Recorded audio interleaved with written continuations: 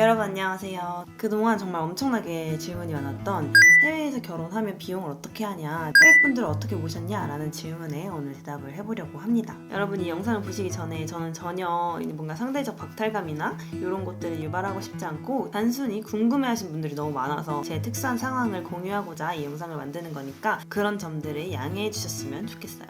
일단 저희가 태국에서 결혼식을 하자라고 결정한 순간부터 저희는 약간의 시세를 알아보기 위해서 부킹닷컴을 켜서 푸켓으로 설정을 한 뒤에 한 30명 정도 초대를 한다고 했을 때 3박 4일로 어느 정도 규모가 나오는지 4박 5일로 어느 정도 규모가 나오는지를 조사하기 시작했어요. 그래서 막 검색을 하다 보면 이 리조트는 진짜 좋은데 너무 비싸다. 이 리조트는 적당히 괜찮은 것 같은데 가격도 괜찮다. 이런 것들을 알아보기 시작했죠. 그리고 네이버 블로그 후기들을 찾아보면서 실제로 호텔 컨디션이 어떤지 푸켓에서 비치 웨딩을 간 사람의 후기도 많이 없지만 많이 찾아보면서 엄청나게 다방면으로 자료 조사를 했어요. 그리고 구글에다가 푸켓 비치 웨딩을 검색을 해서 어느 호텔에서 주로 비치 웨딩을 주관을 하는지 이런 것들을 다 자료 조사를 한 다음에 최종적으로 결정한 호텔이 푸켓 메리어트 리조트 앤 스파 멀린이었어요. 부킹닷컴으로 검색했을 때 1박에 19만원 정도가 나왔거든요. 그래서 여기에 처음으로 이메일로 컨택을 했습니다. 그래서 저희가 대강 어느 정도 인원수로 어느 정도 묵고 싶은지 써서 보내면 견적을 쫙 뽑아서 보내줘요. 저희가 최초로 받은 견적이 조식 포함으로 2인 1실 1박이 19만원 정도? 부킹닷컴이랑 크게 다르지 않은 금액을 저희한테 제안을 준 거예요. 근데 사실 조식이 포함이어서 이게 꽤 합리적인 금액임에도 불구하고 저희는 부킹닷컴이랑 가격이 거의 비슷하다. 우리는 이렇게 하면 너희와 함께 소통을 해서 할 이유가 없다. 조금 더 조정해줄 수 있겠냐? 이런 식으로 이메일을 써서 175,000원 정도로 계약을 할 수가 있었고 이렇게 많은 이메일을 주고받고 협상을 한 끝에 10월 달에 우리가 휴가를 가서 주변 둘러보고 매니저님 만나고 계약을 하기로 하고 계약서를 받았는데 그때 받은 견적이 2,400만원 정도였어요. 그래서 제가 3번에 나눠서 보증금을 냈어야 됐는데 첫 번째로 710만원, 두 번째로 710만원, 그리고 세 번째로 940만원 이렇게 해서 총 2,400만원 정도, 그리고 여기 은행 수수료를 지불을 했고요. 이거 진행을 하면서 저희는 당연히 추가 금액이 발생할 거라는 거를 예상을 하고 있었어요. 식을 진행하면서 추가되는 샴페인 비용이나 늘어난 하객 수나 추가한 꽃 비용 따져서 최종적으로 지불한 금액은 643만 9,600원. 그래서 저희가 호텔 측에 지불한 비용은 총 3,000만원이었습니다. 여기에는 다양한 내역들이 포함이 되어 있는데요. 인보이스를 같이 보여드릴게요. 일단 디럭스 룸이 3일 동안은 21개의 방을 예약했고 먼저 떠나는 친구들이 있어서 네 번째 날에는 19개의 방,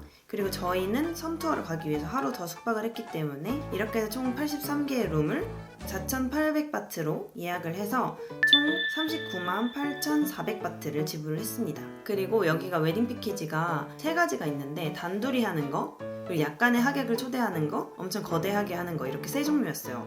저는 두 번째 약간의 하객을 초대하는 거를 골라서 스탠다드 웨딩 패키지로 99,000바트, 이게 이제 웨딩을 세팅해주는 값이에요. 근데 이거 아주 기본이어서 좀 많이 추가를 해야 됐거든요. 인터내셔널 뷔페로 41명이 참석해서 먹는 걸로 한 명당 1,800바트, 음료 패키지가 소프트 드링크, 로컬 비어, 하우스 스프릿, 시그니처 칵테일, 하우스 와인을 3시간 동안 무제한으로 먹는 거에 대해서 또 1,850바트, 이렇게 밥이랑 술을 합쳐서 41명의 식대를 지불을 했고요. DJ를 또 불렀는데 DJ를 45분마다 돈을 줘야 돼요. 4세트 해서 총 3시간 정도 연주를 해주는데 33,400바트, 사진과 비디오를 합쳐서 5시간 동안 촬영하는데 50,000바트, 그 외에 짜잘하게 아치나 꽃길이면 이제 쓰려고 하는 꽃다발, 테이블 위에 올라가는 꽃다발, 그리고 몸에 꽂는 꽃사진, 이렇게 뿌리는 꽃잎들까지 다 합쳐서 플라워 관련돼서만 요만큼 지불을 했고요. 샴페인 타워를 저희가 하고 싶어서 요청을 드렸는데 이 셋업을 하는데 5,000바트, 샴페인을 4병 정도 추가를 하게 돼서 7,768바트, 요것도 막 10병 더 추가하라는데 제가 필요 없다, 그 정도 필요 없다, 하는 척만 하면 된다, 4병만 추가를 한 거거든요.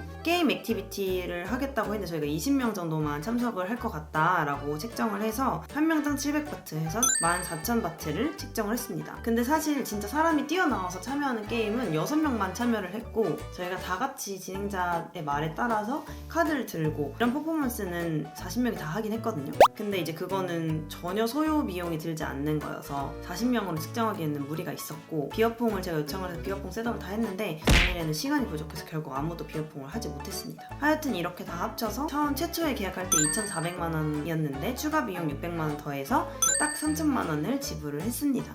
가장 문의가 많았던 게 하객분들 어떻게 초대를 했나요? 이런 내용이었는데 보통은 비행기 값이랑 숙소랑 다 내준다던데 어떻게 하셨나요? 이런 글이 정말 많았어요. 저는 결혼하면서 보통 사람들이 어떻게 한다더라는 전혀 신경을 쓰지 않았고요. 저희 기준에서 어떻게 하객을 초대해야 더 즐겁고 재밌게 보낼 수 있을지를 고민해본 결과 이렇게 진행을 하게 되었습니다. 저희는 비행기표는 지불하지 않고 대신 숙박을 4박 5일로 굉장히 넉넉하게 제공을 해드렸어요. 이렇게 한 이유는 현실적으로 비행기표랑 숙박비를 다 낸다는 거는 비용이 말이 안 되기도 하고, 저희가 애초에 태국에서 이 결혼을 진행하기로 결정한 이유가 보바가 러시아와 중국을 떠나서 저 때문에 이제 한국에 와서 거의 홀로 저만 보고 살아가고 있는 거잖아요. 근데 결혼식을 태국에서 진행을 하면 유럽에 있는 친구들, 러시아에 있는 친구들, 중국에 있는 친구들 다 같이 모여서 즐거운 시간을 보낼 수 있기 때문에 결혼 축하도 하고 수학여행처럼 의미 있는 여행을 해보자 라는 목표에서 진행을 하게 된 거거든요. 그런 의미에서 저희는 숙소를 1박 2박이 아니라 4박 5일 이렇게 좀 파격적으로 꽤나 길게 제공을 한 거였고, 제가 만약에 진짜 억만장자였으면 한 달씩 해드리고 했으면 너무 좋았겠죠. 하지만 분명하게 예산에 한계가 있고 40명에게 비니까 숙박비를 다 내준다 라는 건 말이 안 되기 때문에 이렇게 저희는 진행을 했습니다. 다행히 대부분의 친구들이 그럼에도 불구하고 너무 고맙게 너무너무 오고 싶다 생각을 해주어서 잘 진행을 할 수 있었어요. 다만 이제 아쉬운 점은 더 많은 친구들을 불렀으면 좋았을 텐데 예산에 한계가 있었기 때문에 너무 많은 사람을 부를 수는 없었어요. 그래서 그런 와중에 아쉬운 점은 있었다. 그러면 이제 호텔에 지불한 금액을 넘어서 제가 결혼 비용으로 총 얼마를 썼는지 더 이야기를 해보도록 할게요. 저는 웨딩 촬영을 2번을 했는데요. 근데 원래 저는 웨딩 촬영을 할 생각이 없었는데 작년에 결혼식을 올린 친구가 저한테 아는 작가님이 있는데 그분이 포트폴리오용으로 사진을 찍고 싶어 한다. 너가 한번 해볼래? 라는 제안을 주셔서 찍을 생각은 없었지만 이렇게 기회가 된 김에 찍어볼까? 라는 생각으로 찍게 됐고, 촬영 비용은 듣지 않았지만 좀 많이 빡세게 준비를 했어요. 드레스 피팅하는 날 촬영을 좀 하고 싶어서 헤어를 받았는데 청담동에서 엄청 비싸더라고요. 88,000원. 그리고 보바의 수트를 3개를 빌렸는데 이것도 66만원. 여기는 진짜 너무 얄미운 게 현금으로만 받더라고요. 근데 계좌이체만 받는 게 아니라 진짜 찐으로 내가 그 만원짜리를 뽑아와서 현금으로 드려야 되는 거예요. 안 그러면 부가세를 더 붙이는 거예요.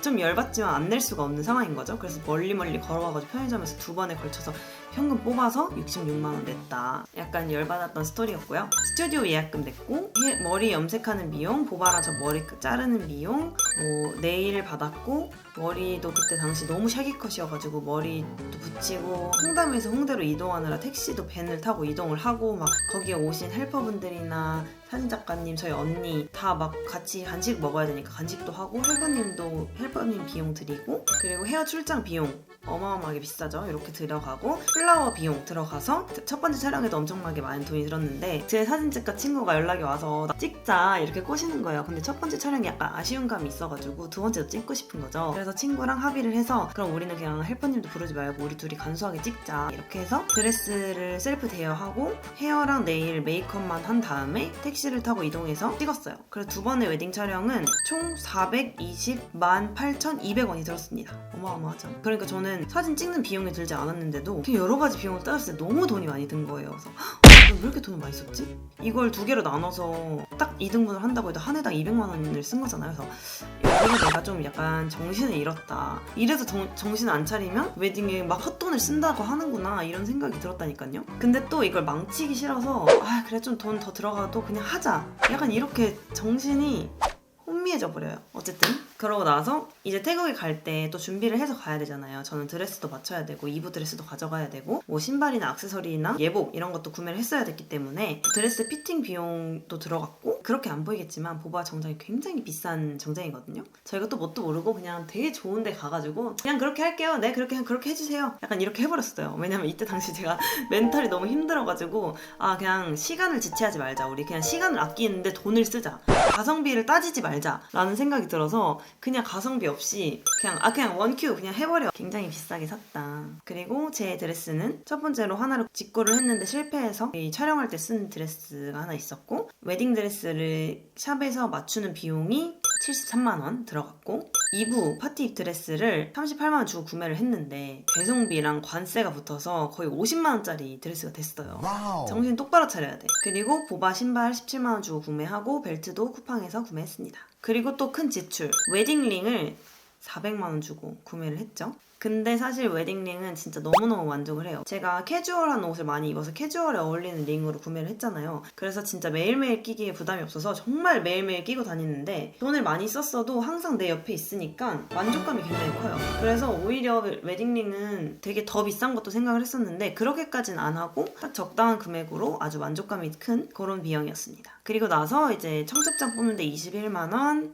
모바일 청첩장 2만원, 사진 보정하는데 65,000원, 결혼식에 오신 분들 답례품 구매하는데 34만원, 회사에 돌릴 답례품을 50만원 정도 사용했고 쿠키를 한 150개 정도 뽑았는데 그게 생각보다 부족하더라고요. 그래서 추가로 답례품 구매한 비용이랑 회사가 아닌 친구들, 지인들에게 기프티콘으로 답례품 돌렸는데 그게 73만원 정도. 그리고 기타 액세서리나 보정 속옷 이런 것들을 구매하는데 좀 자잘한 돈을 썼고, 그리고 태국에서 쓸 메이크업 용품이나 액세서리들 이런 것들 추가로 구매를 했습니다. 그리고 마지막으로 이제 약간 슬슬 피곤해지기 시작하는데 신혼여행. 저희는 태국에서 결혼식 마치고 바로 그 자리에서 좀 더 좋은 빌라로 가서 거기서 신혼여행을 했거든요.